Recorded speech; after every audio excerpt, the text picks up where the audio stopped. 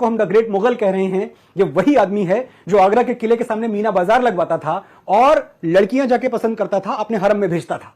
और फिर आप गलती करते हैं कि एक फिल्म बनाते हैं जिसका नाम है जोधा अकबर।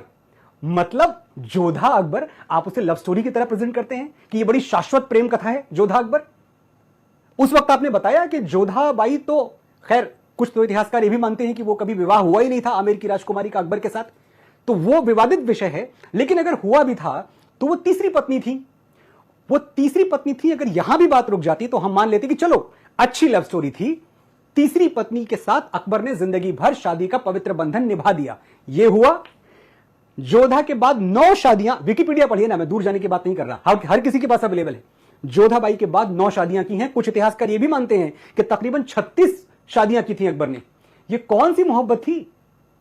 यह कौन सी मोहब्बत थी जो कभी रुकी ही नहीं? यह कौन सी मोहब्बत थी कि 1562 में अकबर जोधाबाई से विवाह करते हैं और 21 जून 1576 को पूरा मालवा उजाड़ देते हैं, बाज बहादुर को मार देते हैं, रानी रूपमती खुदकुशी कर लेती हैं, क्योंकि रानी रूपमती के रूप का वर्णन सुन के यह आदमी पागल हो गया था। ये कहीं किसी नुक्कड़ से, बाजार से गुजर रहे थे। अकबर के बारे में ये सुनते रहते हैं कि भेष बदल के घूमते रहते थे। भेष बदल के घूमते थे, क्यों घूमते थे? भेष बदल के प्रजा का हालचाल जानने के लिए घूमते थे? ये तो झूठा इतिहास है जो हमें पिलाया गया है। सच ये है कि भेष बदल के हंटिंग ग्राउंड में घूमते थे, वो शिकार करने के लिए घूमते थे कि किसका शिकार करें। और ऐसा ही एक दिन था, इतिहासकारों ने लिखा है, जब अकबर रात के वक्त भेष बदल के घूम रहे थे और एक जगह नुक्कड़ नाटक चल रहा था।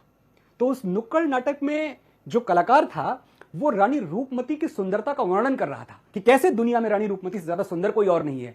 अकबर उस समूह में जो वो नाटक देख रहा था वहां खड़े हो गए और सुनते रहे बहुत देर तक, और उनके दिमाग में इस तरह रानी की खूबसूरती का नशा छाया कि उन्होंने अगले दिन अपनी फौजों को, जो उनके सौतेले भाई थे, जो उनकी दाई के पेट से पैदा हुए थे, सौतेला तो नहीं पर भाई मानते थे उनको आदेश दिया कि तुम जाओ और रानी रूपमती को उठा के लाओ।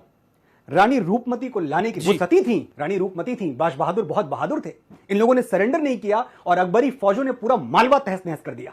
वो मालवा जो साहित्य का, संगीत का, लिटरेचर का, अदब का गढ़ था, जहां कोई बुराई ही नहीं थी। मैं ये कह दूं, अगर एक जो परफेक्ट स्टेट होता है, परफेक्ट ऑर्डर में स्टेट होता है, मालवा ऐसी जगह थी।